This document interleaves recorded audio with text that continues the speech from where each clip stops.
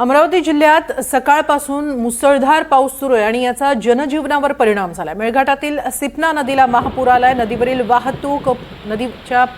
नदीवरील पुलावरील वाहतूक पूर्णपणे ठप्प झाली आहे।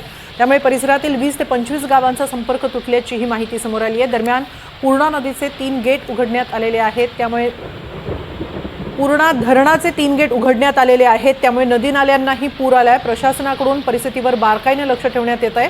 नागरिकांनाही सतर्कतेचा इशारा देण्यात आलाय।